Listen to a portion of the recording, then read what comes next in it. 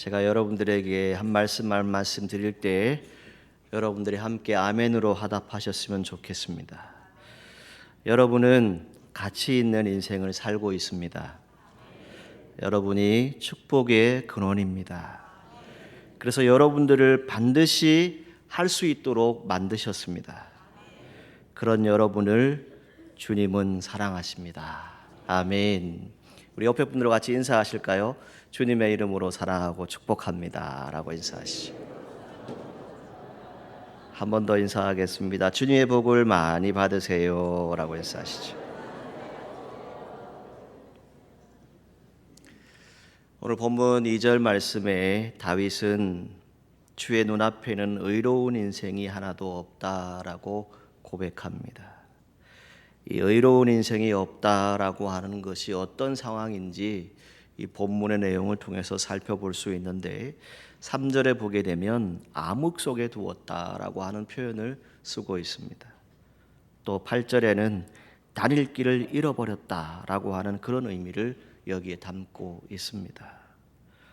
의로운 인생이 없다라고 하는 이 말은 길을 잃어서 제대로 된 길을 가고 있는 인생이 없다라고 하는 그런 의미입니다.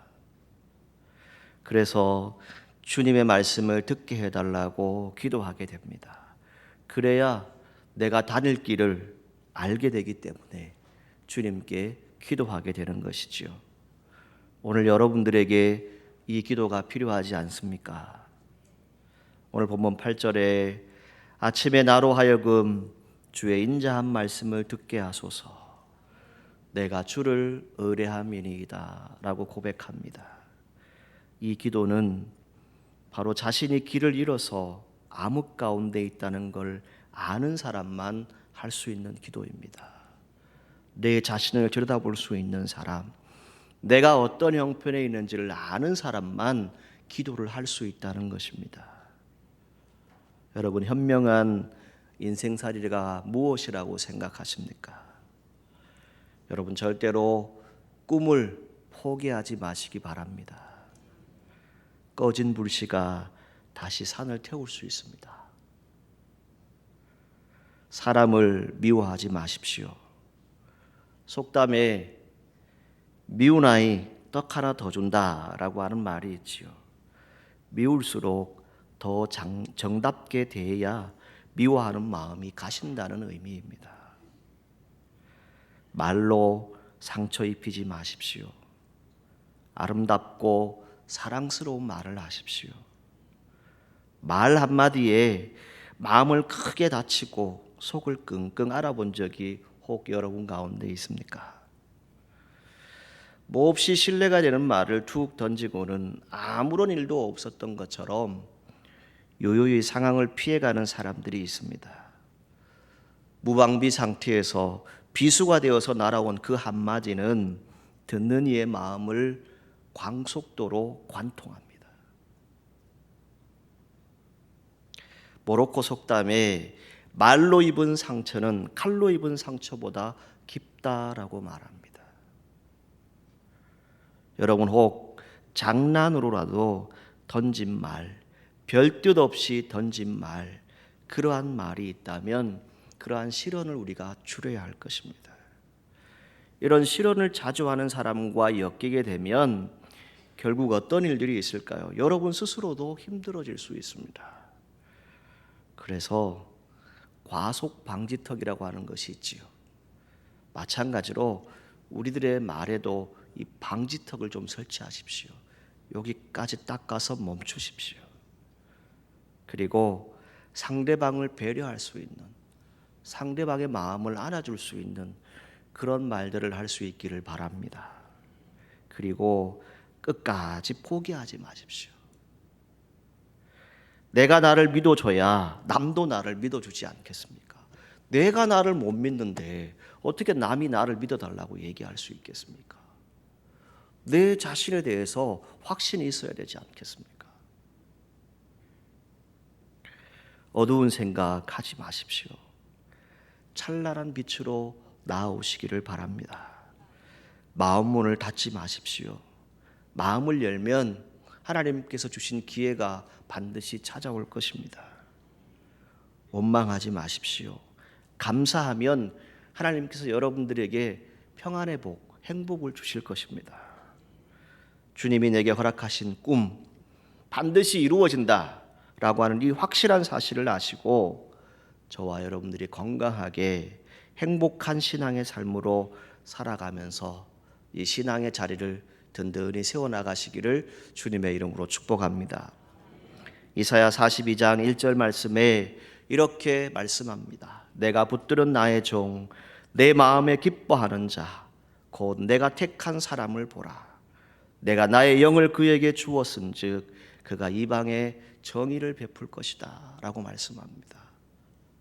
상한 마음, 상한 심령을 어루만져 주고 꺼져가는 등불 같은 연약한 사람들을 품어주고 돌보아주고 진실함으로 세상의 정의를 세우고 실천하는 분이 계신데 그분이 메시아로 오실 예수님이라는 것입니다. 여기서 이 예수님이 오시는 것은 심령이 아프고 상한 마음을 싸매어 주시고 온전한 마음으로 고쳐주시기 위해서 이 땅에 오셨다는 것입니다. 오늘 우리가 함께 찬송할 때가 있습니다. 저는 가끔 96장 찬송을 부를 때가 있습니다. 예수님은 누구신가? 우는 자의 위로와 약한 자의 강함이라. 병든 자의 고침과 우리 기쁨 되신다라고 찬송합니다. 오늘 저와 여러분들이 이 땅에 살아가는 동안에 우리가 함께 찬송한 것처럼 그 주님을 바라보시기를 간절히 소망합니다. 짧다면 짧고 길다면 긴 인생길을 걸어갑니다. 참 많은 일들이 우리 가운데 있지요. 때로는 고난도 있고 시험도 있습니다. 심지어는 내 영혼이 핍박당하는 것 같은, 내 영이 너무 힘들 때도 있습니다. 눈을 뜨면 근심과 걱정이 찾아오기도 합니다. 그런데 그 모든 것을 들여다보게 되면 내 욕심 때문에, 내 정욕 때문에 내가 그 고통을 당해야 되는 그런 일들이 있습니다. 내가 잘못한 것이지요. 그런데 나는 아무 잘못도 없는데 억울하게 당할 때가 있습니다. 그런 괴로움을 만날 수가 있지요. 때로는 태산 같은 정말 이길 수 없는 큰 아픔들이 여러분 가운데 찾아올 수도 있습니다. 한 가지 문제를 잘 해결했습니다. 한숨을 돌립니다. 이제 좀 쉴 수 있겠다 라고 하고 싶은데 그 해결된 문제보다 더 큰 문제가 여러분 가운데 찾아올 수 있습니다. 쉴 새 없이 고난이 오고 시험이 오고 고통의 문제가 여러분 가운데 밀려옵니다. 이것을 인생이다라고 말하더라고요. 아깝고 소중한 인생살이, 어려운 문제를 피해가고 도망쳐가는데 모든 희비가 교차하는데 그 가운데서 우리가 보아야 할 것은 무엇입니까? 평탄한 길 가고 있는 것 같은데, 모든 것이 다 좋은 것 같은데, 그런데 우리 앞에 엄청난 절벽이 나타날 수도 있습니다. 그래서 앞으로 나가고 싶은데 앞으로 나가지 못할 상황이 여러분 가운데 찾아올 수도 있습니다. 이제는 되돌아갈 수도 없습니다. 앞으로 계속 나아가자니 소망이 보이지 않습니다. 내 마음대로 되는 일이 없습니다. 그럴 때마다 실망과 좌절감으로 인해서 여러분들이 절망하고 정신적으로나 육체적으로 고통을 당했던 시간들은 혹시 없습니까? 성경을 통해서 믿음의 선진들이 우리에게 보여주었던 것은 하나님이 기뻐하셨고 그리고 백성들이 존경했던 그러한 이스라엘의 지도자 모세도 어려움을 많이 겪었습니다. 당대의 의인으로서 의와 선을 힘써 행하였던 욥도 이 욥기라고 하는 성경을 통해서 우리에게 말하고 있는 것처럼 수많은 고난을 겪어야 했습니다. 주님이 사랑하셨던 베드로도 주님의 복음을 위해서 자기의 목숨 아끼지 않고 오직 주님을 위해서 살겠다라고 고백했던 그 바울도 숱한 어려움들을 겪어야 했습니다. 그 모든 시간들을 견디면서 그들이 똑같이 고백하는 것이 있습니다. 모든 사람들에게 있어서 그 종류가 다 다르지만 그 어려움과 고통은 누구나 다 있지만 그 가운데 하나님을 바라봅시다. 주님을 바라봅시다. 주님만이 나의 산 소망이십니다. 이것을 고백했습니다. 요즘 우리가 세상 돌아가는 일들을 보게 되면 참 한숨이 나올 때가 있죠. 아이들이 입시 문제로 고민합니다. 직장 문제로 고민하지요.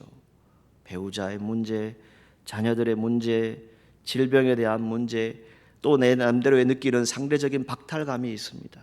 경쟁에서 뒤처지는 것 같은 그런 기분이 들 때가 있습니다. 며칠 전에 저와 함께 사역했던 한 전도사님과 잠시 통화할 일이 있었는데 이렇게 얘기를 하더라고요. 목사님, 우리 아들 재수합니다.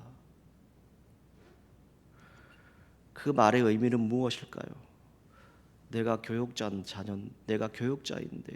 교육자의 자녀도 실패하더라고요. 그것을 고백하더라고요.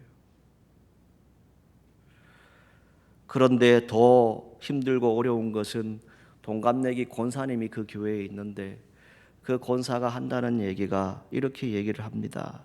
내가 부동산에 갭 투자를 해서 1억 5천을 벌었어. 이렇게 얘기를 합니다. 그러니까 속이 상하는 거예요. 나는 뭘까? 나는 왜 이럴까?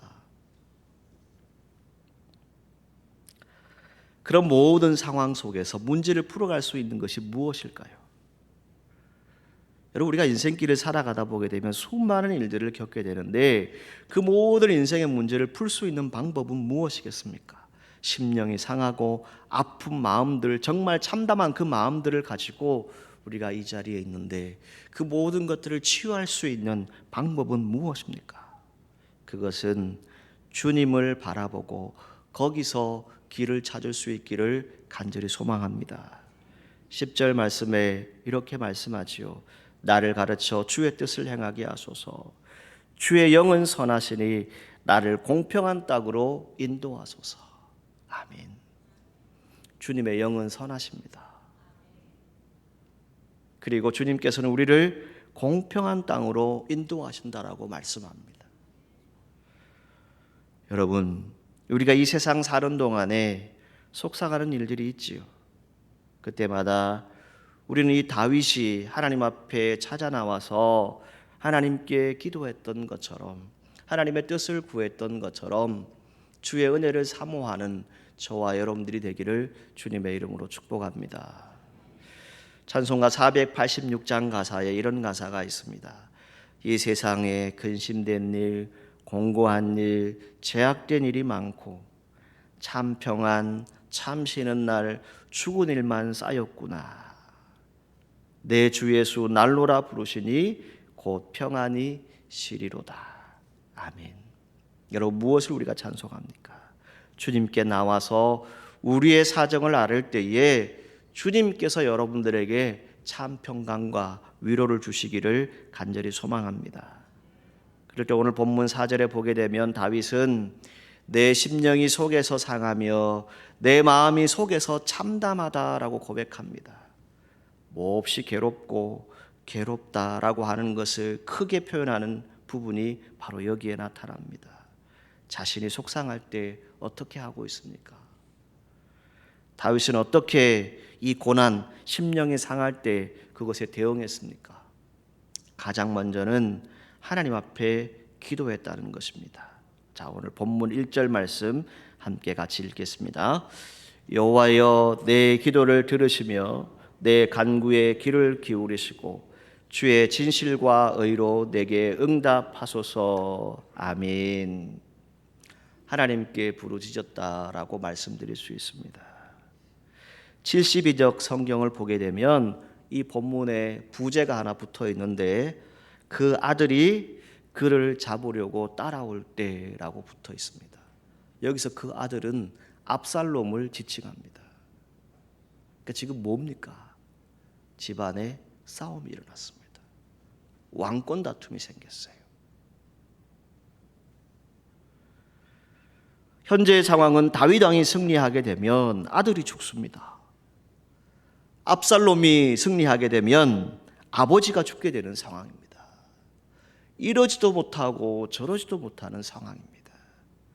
그때 다윗은 전능하신 하나님을 믿는 신앙이기 때문에 하나님께 회개하는 심령으로 간구하면 하나님께서 응답하시겠다라고 하는 믿음을 가지게 됩니다. 그래서 기도의 제일 첫 번째는 무엇입니까? 회개입니다. 다윗은 자신의 모든 형편과 처지를 하나님께 아뢰입니다. 자신이 부족하고 연약한 죄인임을 하나님 앞에 고백합니다. 그런데 오늘 저와 여러분들은 어떠합니까? 속상한 일이 생기면 나는 이렇게 속상하지 않아도 되는 사람인데 왜 이런 일이 내게 생기느냐? 억울하다라고 생각할 수 있지요.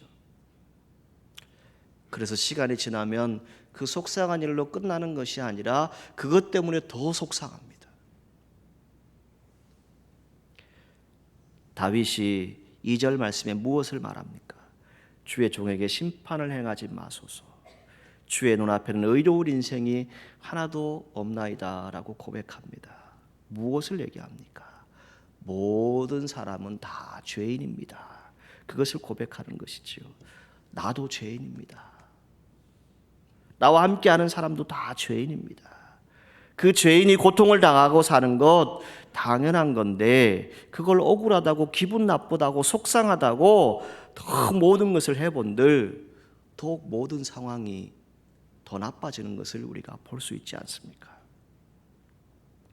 다윗은 하나님의 사랑을 아는 사람입니다.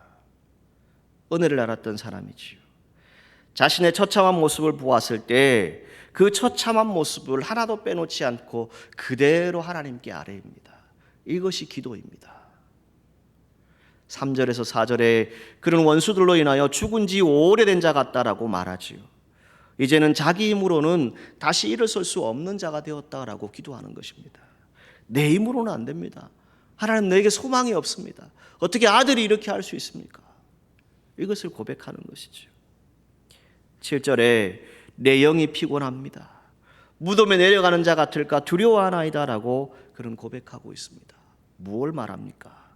자신의 심령은 멍들 대로 멍들어 버렸습니다. 상해 버렸습니다. 아픕니다. 세상의 그 무엇으로도 치료받을 수 없는 참담한 모습을 그는 기도하고 있습니다. 고백합니다. 다윗이 왜 이런 태도를 취했을까요? 하나님께서 자기의 억울함과 고통의 문제를 해결해 주실 것을 믿었기 때문에 기도할 수 있는 겁니다. 하나님의 사랑을 믿고 하나님의 능력을 믿는 사람, 그 믿음의 자리는 다른 것에 있지 않습니다. 형편이 좋든 좋지 않든지 간에 여러분들의 상황 가운데 어떤 어려움이 찾아오고 시험이 오고 고난이 온다 할지라도 하나님을 원망하지 않고 하나님께 시비 걸지 않고 하나님 이 모든 상황이 이렇는데 하나님 내 모든 일들을 인도해 주십시오. 내 길을 열어 주십시오. 나는 믿음이 있는 사람입니다. 그 믿음대로 주님께서 허락해 달라고 기도할 수 있는 저와 여러분들이 되기를 간절히 소망합니다. 어려울 때 기도하십시오. 하나님께 말씀드려야 합니다. 성경은 모든 것을 합력하여 선을 이루도록 역사하신다라고 분명히 말씀하지요. 며칠 전에 우리 중보기도 팀과 함께 기도원에 다녀왔다고 말씀드렸습니다. 그때 저녁에 오신 강사 목사님이 본 교회에 있었던 간증을 얘기하시더라고요. 뭘 얘기하냐면 한 분 권사님이 화가 나가지고 목사님을 찾아오셨대요. 이유는 내 딸아이가 공부도 잘하고 미모도 뛰어나고 모든 부분에서 다 좋은데 3명 중에 떨어졌다는 거예요. 불합격했다는 것이죠. 승무원 시험을 쳤는데 불합격을 한 거예요. 너무 화가 난다는 거예요. 그래서 목사님이 이렇게 얘기했답니다. 그것도 다 하나님 뜻이 있을 겁니다. 기도합시다. 이러고 보내셨대요. 그런데 며칠이 지나서 그 권사님이 잔뜩 기쁜 얼굴로 와서 웃으면서 목사님에게 말씀을 하더래요. 목사님 뜻이 맞았네요. 왜 그러냐면 물론 이것이 하나님의 뜻인지는 알 수 없으나 여러분 그 합격한 2명의 친구들이 승무원들이 비행기를 타고 가다 그만 그 비행기가 사고가 나버린 거예요. 죽어버린 거예요. 합격했으면 어떻게 됐을까요? 여러분, 우리가 생각하는 것 단지 육신적인 어떤 부분 가지고 우리가 판단하는 것이 아니죠. 내가 그 권력을 잃어버리고 돈을 잃어버리고 어떤 자리를 잃어버렸다고 여러분 생각하십니까? 기도한다라고 하는 것은 다른 것에 있지 않습니다. 문제를 해결하시는 분도, 우리의 약한 것을 강하게 하시는 분도, 우리를 구원하시는 분도 오직 하나님 아버지이십니다. 이 믿음을 가지고 사시기를 바랍니다. 복음성가 가사에 이런 가사가 있습니다. 기도는 우리의 안식, 빛으로 인도하리. 앞이 캄캄할 때 기도 잊지 마세요. 아멘. 여러분, 앞이 캄캄할 때가 있죠. 아무것도 안 보일 때가 있습니다.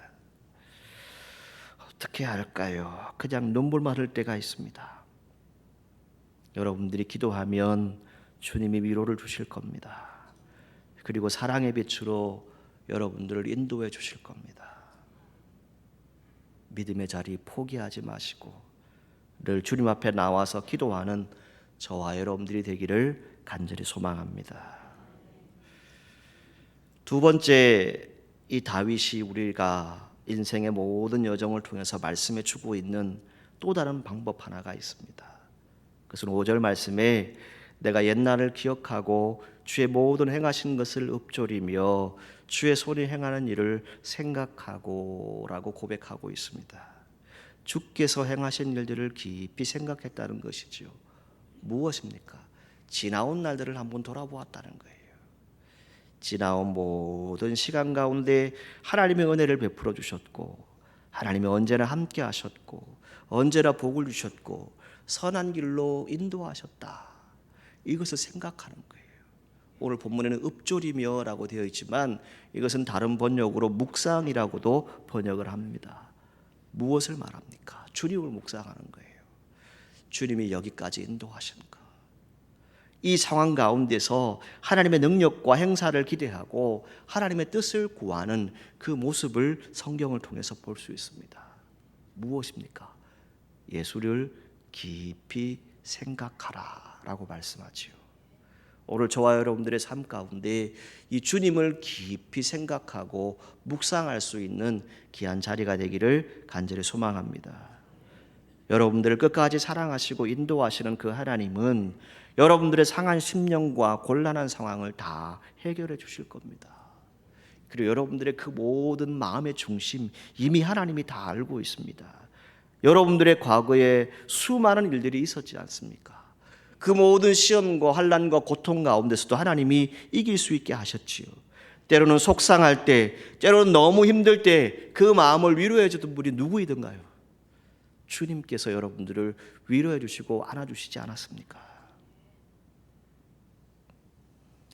속상할 때 떠드는 것이 아니라 이 묵상했다, 읊조렸다라고 하는 이 말씀을 잘 주목하시기 바랍니다.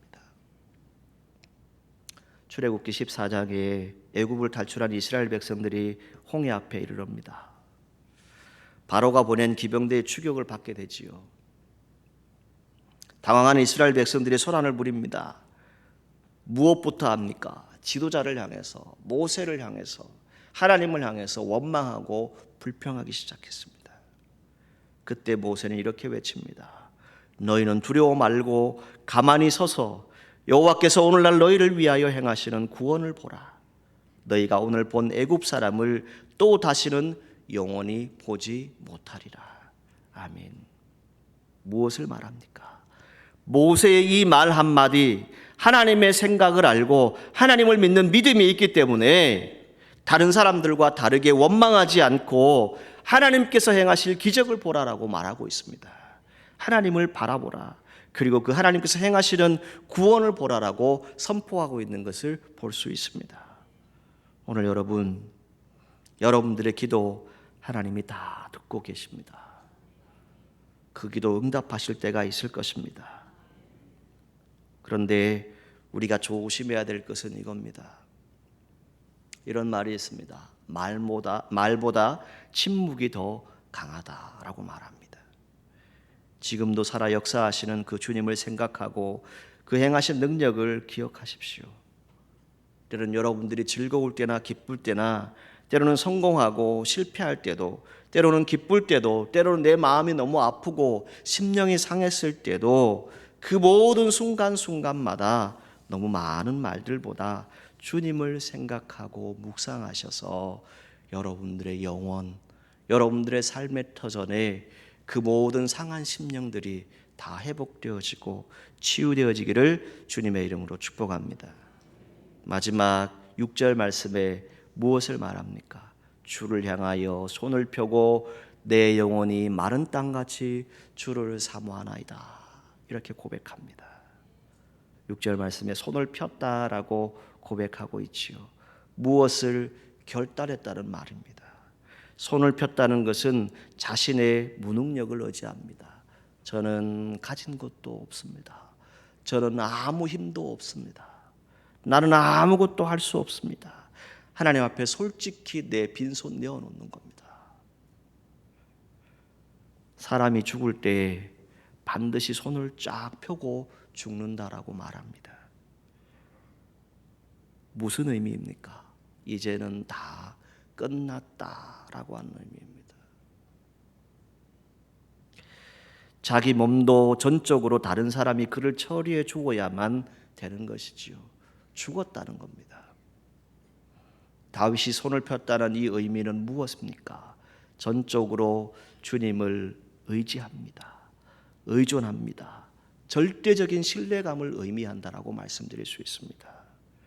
여러분, 험한 세상을 살아가실 때 때로는 낙심되고 좌절이 될 때, 때로는 힘을 잃을 때가 있습니다. 실패할 때도 많고 배반당할 때도 있습니다. 그때 주님을 향하여 손을 폈던 다윗처럼 나의 필요를 채우시고 내 마음을 위로하시고 내 모든 삶의 중심을 아시는 그 하나님께 부르짖고 그 능력을 믿고 하나님을 향하여 손을 펼 수 있는 저와 여러분들이 되기를 간절히 소망합니다. 현대인들은 자신의 손으로 무엇이든지 다 할 수 있다고 생각하지요. 그래서 혹자는 이 과학 문명이라는 것이 거대한 바벨탑을 쌓아 올리고 있다라고 말합니다. 사람이 분수를 알지 못합니다. 생각한 대로 다 될 것으로 착각합니다. 살면 다 되겠지. 그런데 그 가운데 어떤 것이 찾아옵니까? 좌절이 찾아오고 공허함이 찾아오고 원망이 찾아오고 불평이 생깁니다. 그래서 속상한 사람들도 많고 참담한 아픔으로 한숨 짓는 사람들도 이 땅에 많다라고 합니다. 그 중에 믿음의 사람들도 있습니다. 왜입니까? 내 능력의 한계를 알아야 하는데 그것을 모르고 다 할 수 있는 것처럼 살아간다는 것이죠. 저는 늘 기억합니다. 고 한경직 목사님께서 나름대로 우리 교단에 명예를 가지고 주의 일들을 하시는 목회자들이 찾아오셨을 때 한 말씀이 무엇이라고 그랬습니까? 여러분 잘 아시잖아요. 예수님 잘 믿으세요.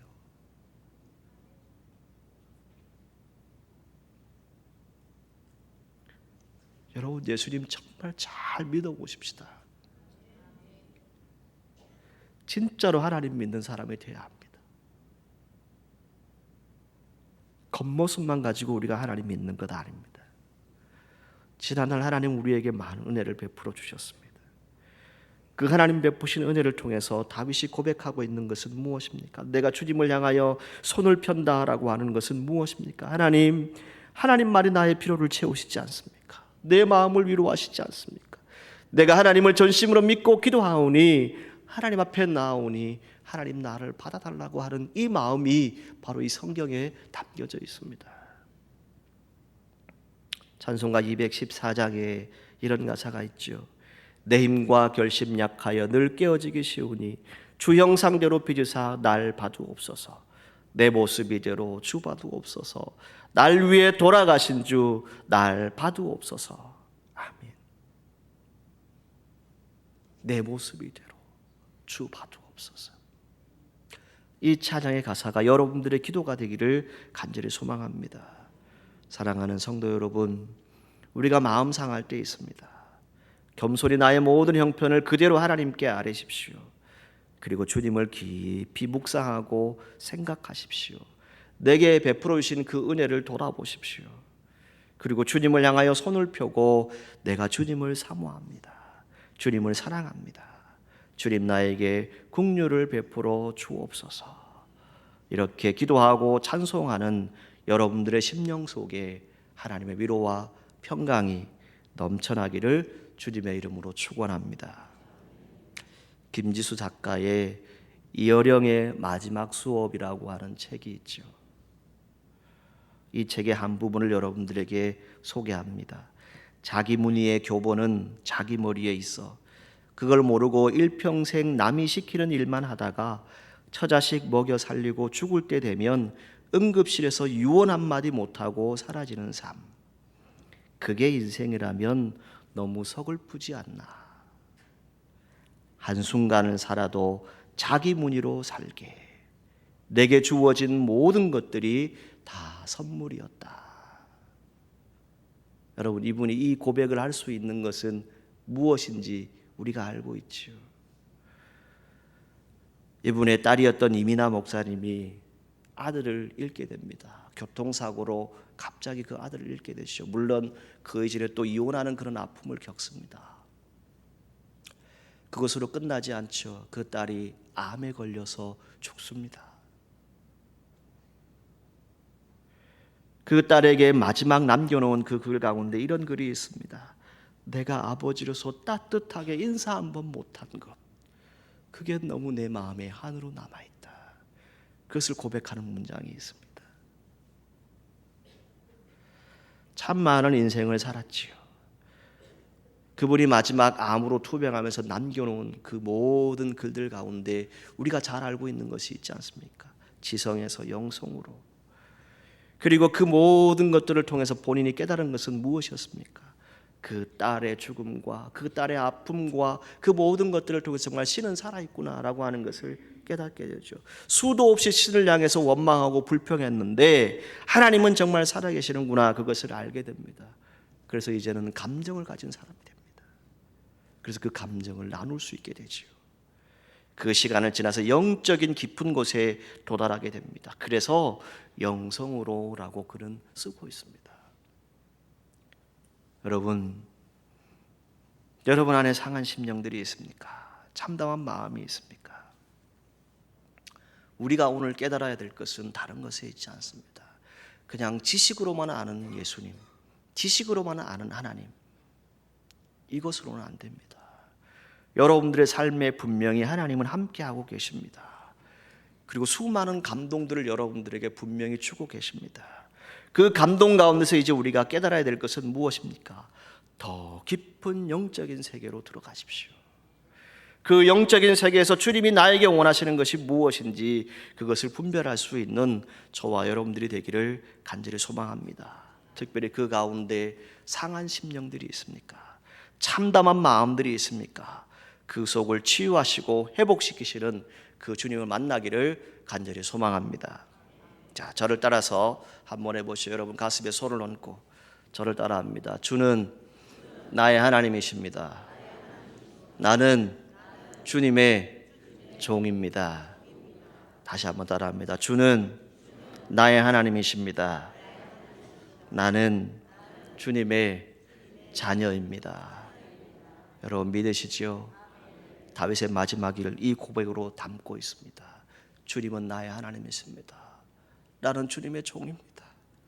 나를 불쌍히 여겨달라고, 나를 긍휼히 여겨달라고, 이 상한 마음, 아픈 마음, 내 심령 주님께서 위로해달라고 기도하고 있습니다. 여러분들의 기도가 하늘에 닿기를 원하고 여러분들의 모든 심령 가운데 주의 은혜로 가득하시기를 간절히 소망합니다. 기도하겠습니다.